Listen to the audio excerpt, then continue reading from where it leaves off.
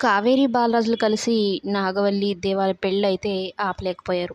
ఇప్పుడున్న టెక్నాలజీతో ఫోన్‌లో మెమరీ కార్డ్ ఉండడంతో, ఆ ఫోన్‌లో ఉన్న దాన్ని వాట్సాప్ ద్వారా అయినా ఆ వీడియోని పంపించగలిగితే కథ వేరేలా ఉండేది కదా!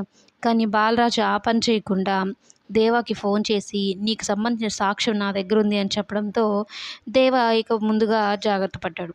పోలీసులను పంపించి, రౌడీలను పంపించి, "గొడవ పెట్టుకున్నావు. నీ బెయిల్ క్యాన్సిల్ అయిందని" చెప్పని జైలులో తీసుకుపోయి వేశారు. ఇంకా వస్తాడు అనుకున్న బాలరాజు విషయంలో కావేరికి ఒక పెద్ద షాకే ఎదురవుతుంది.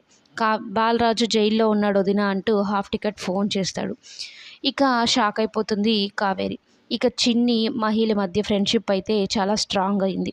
ఎలా అయినా సరే చిన్నికి, మహి మధ్య ఉన్న ఈ ఫ్రెండ్‌షిప్ అనేది కట్ చేయాలి. మహికి అంత ఇంపార్టెన్స్ ఇవ్వడం నాకు నచ్చడం లేదు అంటూ నాగవల్లి చిన్నికి, మహిని దూరం పెట్టడానికైతే చూస్తూ ఉంటుంది. ఇక ఇంటికి వెళ్ళిన కావేరి చిన్నికి చెప్తూ ఉంటుంది. మన పరిస్థితులు ఏం మాత్రం బాగలేవు. నువ్వు చాలా జాగ్రత్తగా ఉండాలి అని చెప్తుంటుంది. అలాగే నాన్న స్టేషన్‌లో ఉన్నాడు. నాన్న నిర్దోషిగా బయటికి తీసుకురావాలి అని అయితే చెప్తూ ఉంటుంది. ఇక లాయర్ హరిశ్చంద్ర కూడా ఫోన్ చేసి, "ఏమైనా సాక్ష్యం దొరికిందా కావేరి" అంటే, "ఏం దొరకలేదు హరి. ఏం చేయాలో అర్థం కావడం లేదు. ఎలా ఆయన్ని బయటికి తీసుకురావాలో తెలియడం లేదు" అని కావేరి బాధపడుతూ ఉంటుంది.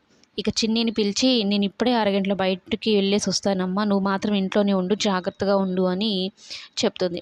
కానీ చిన్ని, "అరగంటలో వస్తావు కదమ్మా! నేను గుడికెళ్ళేసి నాన్న నిర్దోషిగా విడిపించమని దేవుడిని వేడుకుంటా" అన్నట్టు చెప్తుందనమాట. హాఫ్ టికెట్‌ని తోడు తీసుకెళ్ళు. ఎక్కడికి వెళ్ళినా చాలా అలర్ట్‌గా ఉండు. జాగ్రత్తగా ఉండని కావేరి తనకైతే జాగ్రత్తలు చెప్పడం జరుగుతుంది. మరి మొత్తం మీద కావేరి, బాలరాజు, చిన్నీల విషయంలో ఏం జరగబోతోందనేది కమింగ్ ఎపిసోడ్‌లో చూద్దాం.